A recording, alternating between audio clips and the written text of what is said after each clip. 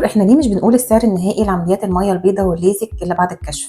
بص، انا عارف ان السؤال ده بيتكرر عليكم كتير، وفي بعض المرضى بيتضايقوا وبيقولوا ان انتوا ليه بتخبوا علينا السعر. هي الفكره مش في كده. احنا عايزين دايما نفرق ان الطب يعني نقدر نقول عليه ايه، حاجه خدميه مش سلعه انا ببيعها لك. يعني ممكن اقول لك والله سعر القلم ده كذا، لان القلم ده في كل الاماكن سعر واحد.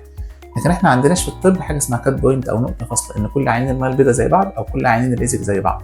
احنا عندنا اطار او فريم واسع للحاجات دي. ان انت عندك ميه بيضاء لكن تحتاج عندك حاجات كتير.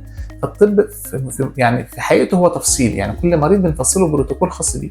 فانا ما بقاش عارف والله انت لما اكشف عليك انت هينفع جراحه ولا ليزر، انت احتياجاتك ايه، محتاج عدسه مالتي فوكال او يعني عدسه بار ولا عدسه واحده، انت عندك استجماتيزم عالي ولا انت القرنيه عندك اخبارها ايه. حاجات كتيره يعني بتفرق معانا عشان نقدر نحدد لك سعر العدسه اللي انت هتعملها حسب احتياجاتك. نفس الكلام في الليزك، مش معنى ان انت محتاج ليزك ان انت زيك زي الشخص الثاني اللي محتاج ليزك. يا ترى انت هتعمل ليزك عادي ولا سطحي، يا ترى انت هتعمل بصمه عين ولا لا، يا ترى عندك استجماتيزم ولا لا. يعني الموضوع بيختلف. يا ترى عندك سمك القرنيه اخباره ايه. هي كل يعني احنا بنقول ان الكشف هو زي المعاينه، لما يجي المهندس مثلا يعاين المكان انا اقدر اديك السعر بعد ما اقدر اعرف انت هتحتاج ايه بالظبط.